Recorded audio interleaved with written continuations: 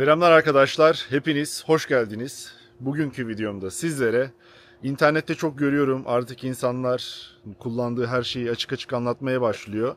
Biz eskiden böyle şeyler yapmamaya dikkat ediyorduk. İşte genç nesil özenmesin, şunu yapmasın, bunu yapmasın diye, ama bilmiyorum, sosyal medyada zaten eskisi kadar çok fazla takip edemiyorum neler oluyor, neler gidiyor, ama gördüğüm kadarıyla insanlar artık açık açık her şeyi konuşmaya başlamış.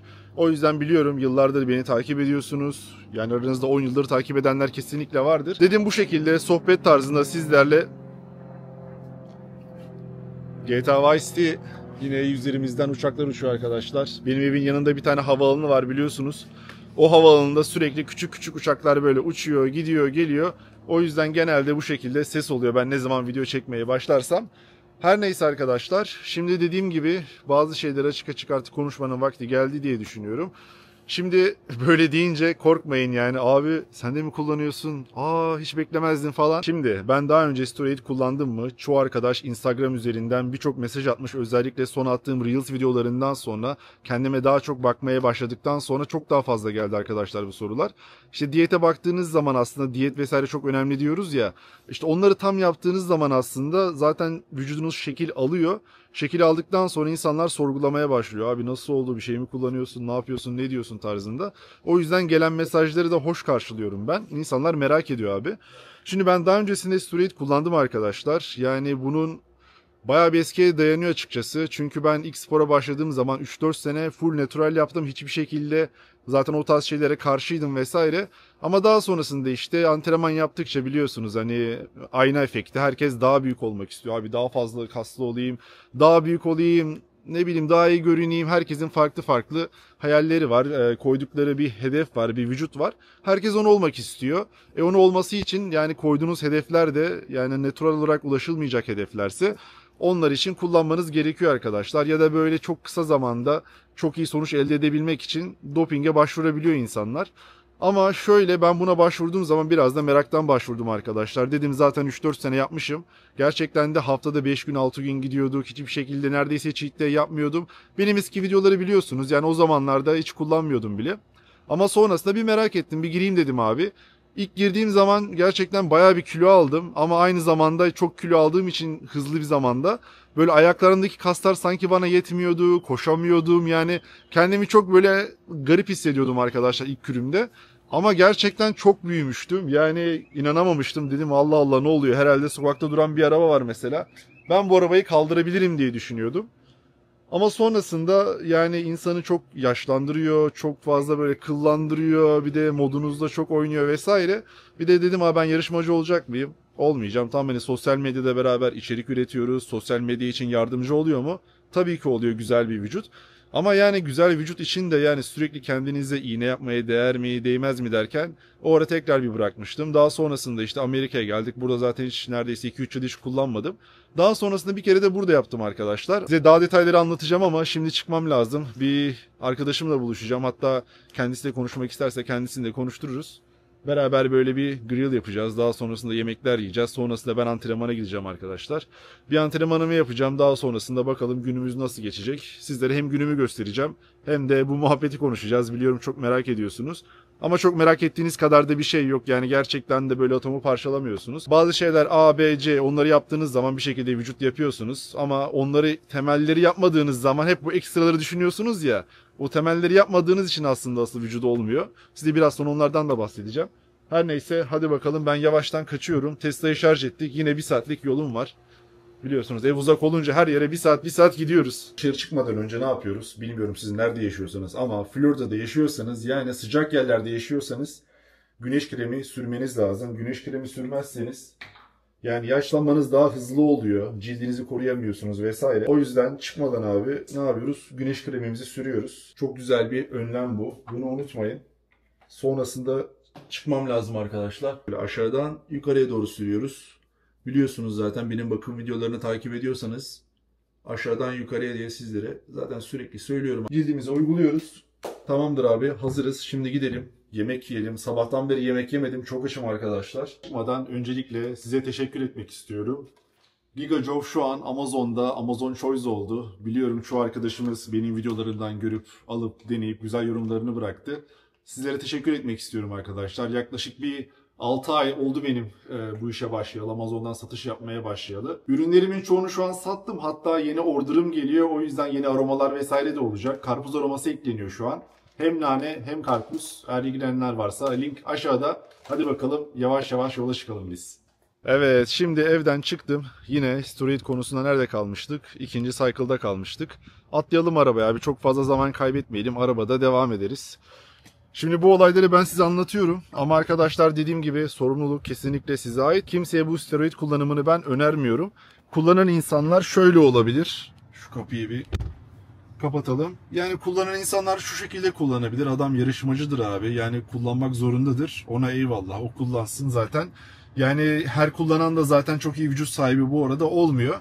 Şimdi ben adresi gireyim abi bir dakika. Şimdi ben Amerika'da biliyorsunuz Uber'idir, Lyft'idir, DoorDash'idir, fotoğraf çekimidir, odur budur yapmadığımız iş kalmadı. 3-4 yıldır bunları koşturunca, bunları koştururken zaten hiçbir şey kullanmadım arkadaşlar. Yani 3-4 yıldır ne testosteron ne steroid, buraya ilk geldiğimde zaten vücudumdan da o zamanlarda belli oluyordur.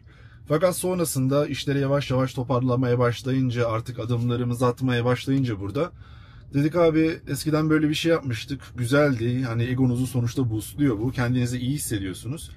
Dedim bunu bir daha yapsak mı yapmasak mı derken dedim abi yapalım bir daha bakalım dedim. Sonra bir daha başlamıştık o zaman bir 2 aylık 3 aylık bir küre. O da güzel bir kürdü aslında. Fena bir kür değildi. Hakkını da vermeye çalışmıştım. Gerçekten vücudum çok güzel toparlamıştı. Ama sonrasında arkadaşlar işte 3 ay yapıyorsunuz, 2-3 ay ara veriyorsunuz, bir daha yapıyorsunuz, bir daha ara veriyorsunuz. Bir de daha fazla büyümek için daha fazla miligram inject yapmanız gerekiyor. Yani bu bir türlü bitmiyor. Bir de her kullanımınızda sanki yaşlanıyorsunuz abi. Çok garip bir şey bu ilaç. O yüzden diyorum ya yani kimseye tavsiye etmiyorum diye sizlere. Ne kadar kullandıkça sanki o kadar çok daha yaşlanıyorsunuz. Ama bıraktığınızda sanki o yaşlanma muhabbeti geri geliyor. Yani suratınız biraz daha toparlanıyor. Vücuttaki su atımı artıyor. Yani kendinizi daha genç hissediyorsunuz. Aynı şekilde cildiniz de gençleşiyor. Ben dedim sürekli yap, bırak, yap, bırak, yap, bırak. Hormonlarla bayağı bir oynuyorsunuz. Baktığınız zaman yarışmacı olmayacağım arkadaşlar. Böyle bir düşüncem zaten benim yok. Öyle olduğu için de bıraktım arkadaşlar. Yaklaşık bir 6-7 aydır hiçbir şekilde dokunmuyorum. Dokunmayı da düşünmüyorum. Şu an benim Instagram'da görmüş olduğunuz fotoğrafların hepsi güncel son formum arkadaşlar. Oralarda hiçbir şekilde steroid kullanmıyorum ama kullandığım bir şey var. O da testosteron arkadaşlar. Ben yaklaşık 2 yıldır TRT yapıyorum. Yani Amerika'da testosteron replacement terapi olarak geçiyor. Haftalık 200 mg sadece testosteron enettat vuruyorum arkadaşlar. Pazartesi 0,5, Perşembede 0,5 şekilde 1 ml, 1 ml'inde de 200 mg kadar testosteron enettat var. Sadece TRT yapıyorum. Bunu tabii doktor eşliğinde yapmaya çalışıyorum. Bazen bırakıyorum, doktoru falan schedule etmiyorum, görüşmüyorum, etmiyorum ama yani senede birkaç kere bir doktor görüşmem oluyor. Normalde 3 ayda bir, 2 ayda bir falan yapmanız gerekiyor bunu. Kan deldiğinize bakacaklar, böbrek deldiğinize bakacaklar. Her şey yolunda mı, iyi mi, değil mi derken dediğim gibi ben 2 senedir yaptığım için de sürekli kendimi gözlemliyorum. İnsan kendini iyi hissediyor arkadaşlar. Yani bu sadece abi kas yapayım falan değil de bu testosteronu kullandığınız zaman yani duygusallığınız birazcık daha azalıyor. Kendinizi biraz daha mantıklı hareketler yaparken buluyorsunuz. O yüzden ben bunu fark ettim. Sesinizde tabii bir tık kalınlaşma oluyor. Türkiye'de bilmiyorum, bu tarz şeyler çok fazla yaygın değil herhalde. Amerika'da olduğu gibi Türkiye'de testosteron replacement başladı mı? Bilmiyorum arkadaşlar. Burada çok popüler bir şekilde 30 yaşından sonra insanlar kullanmaya başlıyor. Ben de zaten 30 yaşına girdim. Onun öncesinde de yapmış olduğumuz kür hataları oldu. Kafamıza göre yaptık, ettik vesaire ama bunları sizlerle çok fazla paylaşmadım. Çünkü çok verimli kürlerde değildi. Hani ilk kürüm çok güzeldi ama onun sonrasında yani gerçekten yemeği, içmeyi, uykuyu bunları yapmadığınız zaman çok fazla fark etmiyor yani. Eğer öyle olsaydı emin olun çevrenizde çok fazla kullanan insan var. Spor salonuna gidiyorsunuz mesela. İnsanlar söylemiyor bu tarz şeyleri tabii ki. Ama ben de söylemeyenler arasındaydım. O yüzden zaten bu videoda biraz sizlere kendimi paylaşmak istiyorum. Sonuçta insanlar bu spor yaptığı zaman herkesin gayesi abi daha fazla büyük olayım, daha çekici olayım ya da yarışmacıysanız birinci olayım, ikinci olayım artık hedefiniz neyse. Tabii bunların diğer tarafı da var. Diğer tarafı çok fazla konuşulmuyor. Çünkü getirisi daha ön planda gözüküyor. Şey gibi düşünün. Atıyorum bir araba almak istiyorsunuz. Araba çok güzel ama arabanın aylık yapacağınız ödemeyi ya da arabaya vereceğiniz parayı göremeyebiliyorsunuz. Arabanın güzelliği sizi büyülüyor ya da o motorunun sesi, bir tane küçük çocuk vardı ya, motorunun sesi anlayamazsınız diyordu ya. Aynı onun gibi arkadaşlar. Bazen böyle şeyler bağımlılık da yapabiliyor. Benim sizlere önerim çok fazla bulaşmayın bu işlere. Biliyorum sosyal medyada falan çok görüyorsunuz ama mesela size çok güzel bir örnek vereceğim. Bakın şimdi aklıma geldi. Biliyorsunuz ben jinekomasti ameliyatı olmuştum. İlk ameliyatımı 17 yaşında oldum. 17 yaşında zaten vücut geliştirme falan hiç başlamazdım, bilmezdim bile arkadaşlar. Sadece basketbol oynardım lisedeki arkadaşlarla. O tamamen doğuştandı. Yani sol meme ucumda bir büyüme olmuştu. Onu da 17 yaşında aldırmak zorunda kalmıştım. Bu tamamen hormonal arkadaşlar. Yani aranızda hiçbir şekilde testosteron, steroid kullanmayan insanlarda da bu gözükebiliyor. İnsanlar saklıyor. Bazen yani hiç denize gitmeyen insanlar var. Sürekli böyle siyah kıyafetler giyip böyle oradaki meme ucu belli olmasın diye bazen ucuna bant yapıştıran insanlar var. Bunlar hiçbir şey yapılmadığı halde olabiliyor arkadaşlar. Bu tarz şeylerden utanmayın. Ben utanmadım. Zamanında video çektim. İzlemediyseniz yukarıda kartları bırakırım. Onları da izleyin. İlk seferde hiçbir şekilde bir kullanım yoktu. Ama ikinci seferde arkadaşlar dediğim gibi kafama göre kullanmıştım bir kürü. Çok fazla kontrol falan yapmamıştım. Yani vücudumun ne olduğunu bile bilmiyordum. O yüzden ikincisi bence sağ tarafımda bir sıkıntı yoktu. İlaçlardan sonra sağ tarafımda memede büyüme olmaya başlamıştı. O yüzden bu tarz şeyleri kafanıza göre kullanmayın. Zaten gençsiniz. Testosteron zaten tavan anasını. O yüzden bunları sürekli vücudunuza bence enjekte etmenize çok fazla gerek yok. Şöyle baktığınız zaman aranızda bunu iş olarak yapmak isteyen, yani sosyal medyada influencer olan arkadaşlar varsa hani der abi bize getirisi oluyor, farklı oluyoruz falan. Tabii tartışılabilir abi. O çünkü business tarafına giriyor. Bunun artısı var, eksisi var. Ama ben dediğim gibi ben bundan sonra kullanmayı düşünmüyorum arkadaşlar. Yani sadece TRT ile böyle devam edeceğiz. Gittiği yere kadar TRT yani bu şey şöyle arkadaşlar her hafta bunu kullanıyorsunuz. Bildiğiniz subscription gibi sizin evinize doktorlar yolluyor. Sonrasında 2-3 ayda bir doktorlar kontrolünde bunu kullanmaya devam ediyorsunuz. Bakıyor mesela kan değerleri yerinde bir sıkıntı yok. Devam abi o şekilde gidiyor TRT burada. Öyle arkadaşlar. Şimdi benim 36 dakikalık bir yolum var. Oraya gittiğimizde videoya devam ederiz.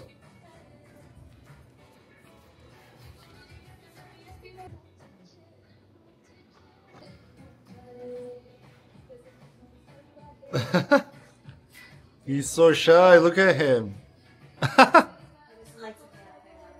Wow. He doesn't want to be in camera. Şunun tatlılığına bakar mısınız ya? Sen nesin ya? Abi ne kadar tatlı bir köpek bu. Kamerayı açtım utandı ya. Resmen buraya geldi kendisini saklıyor ya. Olaya bak. Şşt, adın ne senin? Adın ne senin? Adın ne senin? Adı Leo'ymuş arkadaşlar. 9 yaşındaymış. Evet şimdi ben geldim. Biraz sonra buradaki mahallenin havuzuna gideceğiz arkadaşlar. Çok güzel bir mahalle. Benim ofisime 5 dakikalık uzaklıkta. Burası daha yapılırken ben buraları biliyordum ama yapım aşamasındaydı. Tabii ben o zamanlar evime aldım.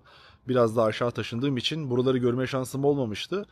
Bana biraz uzak ama gerçekten çok güzel bir yermiş. Yani apartmanda yaşamaktansa bu tarz böyle tatlı townhouse'larda da yaşanılabilir bence.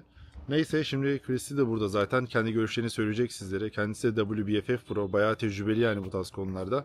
Bakalım konuşturmaya çalışacağım. Bu tarz yerlerde arkadaşlar kira aşağı yukarı bir odalı kalıyorsanız şöyle bir 1800-1900'den başlar. 2 odalılar 2400-2500'e kadar çıkar. Çok güzel mahalleymiş cidden ya. Sevdim ben burayı. Christy is here. Hi Christy. Hi. I know you don't like cameras too much. Don't. You ready for the pool? I'm ready. Yeah. Let's go. Go. Şimdi apartmanın havuzuna geldik arkadaşlar. Böyle güzel bir yer. Gençler de gelmiş burada eğleniyor. Oturanlar falan da var. Karşıda göl manzarası. Biz de burada takılacağız şimdi. Alright guys, now we're at the pool at Christy's beautiful apartment. It's apartment, right? It's called apartment. Very close to my office. And like I told you guys, she's WBFF Pro. And then since this video is about my storied history, you know, and then I think you're familiar with the business, I mean the fitness industry. So I was just telling them it doesn't make sense too much if you use steroids and then you're not going to compete, you know. But if you have a social media, like a strong social media, and then if that's the way you want to build your business, it's still fine too. But for me, you know, I already told you, I just use the TRT and then just testosterone replacement therapy. I think it's enough for most of the guys, especially over 30. But I want to hear from your thoughts. Like, what do you think about it?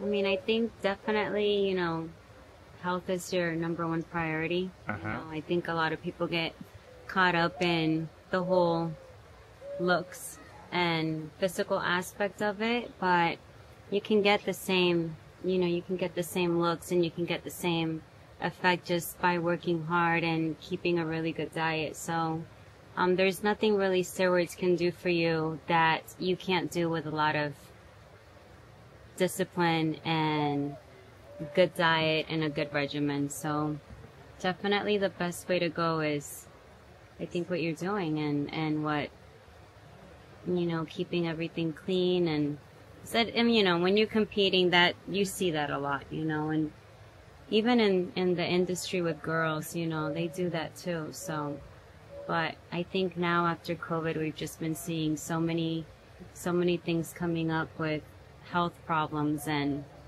I think it does have a lot to do with the use of steroids. So, unfortunately, yeah, some people, they just abuse, and that's why too. And it's kind of hard to predict what's going to happen to your body after you use for several years, you know, and then non-stop. Some people, they don't even stop and then keep on using it. So yeah, just random question, do you like Orlando? I do. I like Orlando. Yeah, I'm originally from Puerto Rico. Puerto Rico, right? Puerto Rico. How can you say Puerto Rico in Spanish? Puerto Rico. Puerto Rico. I'm originally from Puerto Rico. But yeah, I've been living here for many years now. But I do. I like Orlando. Orlando's cool. Like, what do you do here? So I do hair. I'm a hairdresser here in Orlando. I've been doing that for 14 years. Wow. And then I did the whole fitness thing for about 8 years. So now I kind of, you know, hung up my gloves. And I'm living a more balanced life, you know, but I enjoyed it for the time that I did it. So yeah, you experienced the fitness side, and then you experienced the business side, which is your business, like hairdressing. Exactly. Yeah, it's been 6 years for me in Orlando, but I'm getting bored, so I don't know. You're getting bored? Where should I go? Really? Yeah, I mean, Orlando, it's okay, but I think it's a place to grow a family. You know, it's not for a single people or for a young generations if you don't go to a college, you know. So where do you see yourself? Where do you see We'll yourself see, going? we'll see. I will stay here for a couple of years because I have work here and also so many things going on with the house and things like that. But in the future, it depends on the business, you know. You can live everywhere as long as you make money. That's true. So it depends on the opportunities. I was thinking about Miami, you know, since I do walking down the street videos sometimes in Miami, like South Beach area and the Brickell area maybe. I never tried in Brickell. But it makes more sense because Orlando, there is only place to make that video, and then I'm planning to make video maybe next 2-3 years, because I can also advertise, you know, my gum business, and then I can also help people who wants to boost their confidence. So it can help. But yeah, I don't want to make this video too long. Thanks for your input. I know you're a pro. I'm not a pro, guys. I'm just influencer guy, but you're a pro. Alright guys, now we're gonna have some fun, maybe swimming in the pool, and we'll see what's gonna happen. I see lots of comments on my videos that you guys want me to speak English. I understand you guys because I have so many followers from different countries now, not just only in Turkey. It used to be only in Turkey, but we'll see. It's just I need to open another YouTube channel and then create more content on there, focus on there more. It takes time, and then I have so many things going on in my life. And I decided to keep this channel as Turkish, but if you want to understand what I say, there is the option on here. Click on there, open the subtitle, and then you're gonna see what I say on the subtitles here. Evet arkadaşlar, yavaş yavaş videonun sonuna geliyoruz. Bu arada yanımda çok güzel bir alan var. Atıyorum arkadaşlarınızla böyle bir yere geldiniz, bir ızgara yaptınız. Hemen şu arkada da yeme içme alanı var, bilmiyorum. Bak şurada gözüküyor. Bu tarz apartmanlarda yaşamak güzel oluyor. Ama işte house olunca birazcık daha rahat alıyorsunuz. Kendinize ait bir driveway oluyor, arabanızı park ediyorsunuz. Daha private oluyor. Ama bu tarz apartmanları da sevmiyor değilim arkadaşlar. Bazen kafam karışıyor. Her neyse, bugün sizlere storyler hakkında konuşmak istedim. Ben neler düşünüyorum ya da merak edenler illa vardır. Kullanıyor musun, kullanmıyor musun tarzında bana en çok gelen sorulardan bir tanesiydi. Ben kullanmıyorum arkadaşlar şu an, ama daha öncesinde dediğim gibi kullandım. Kimleri öneriyorum? Dediğim gibi ciddi bu sporu yapan insanlara, yarışanlara falan öneriyorum, ama onun dışında önermiyorum arkadaşlar. TRT güzeldir belli bir yaştan sonra özellikle. Genç arkadaşlara dediğim gibi yarışmacı olmayacaksa hiçbir şekilde önermiyorum. Ama yaşı biraz daha ilerlemiş arkadaşları, benim gibi atıyorum 28, 29, 30'undan sonra bu tarz şeyler bence kullanılabilir. Dediğim gibi siz kafanıza göre kullanmayın. Doktor kontrolünde yapın bu işleri. Düzenli kan tahlillerinizi yaptırın, değerlerinize bakın, bir böbrek değerleriniz normal mi değil mi? Bunlar önemli arkadaşlar. Onun dışında çok fazla diyecek bir şey yok ya. Sizlere böyle her şeyi anlatmak istedim. Biliyorsunuz sosyal medyada herkes farklı şeyler söylüyor. Bir de benim açımdan duymanızı istedim. Kendinize iyi bakın. İlerleyen videolarda tekrardan görüşmek üzere. Bu arada yanında bir göl var. Ve havuz vardı biraz önce. Çok güzel bir alan. Buralar güzel arkadaşlar ya. Yani imkanı olan buralara gelebilen varsa buraları gerçekten sever. Benim burada 6 yıl oldu neredeyse. Ve çok da pişman değilim yani. Hayat burada güzel işliyor. Kendinize iyi bakın. Hoşça kalın. Bay bay.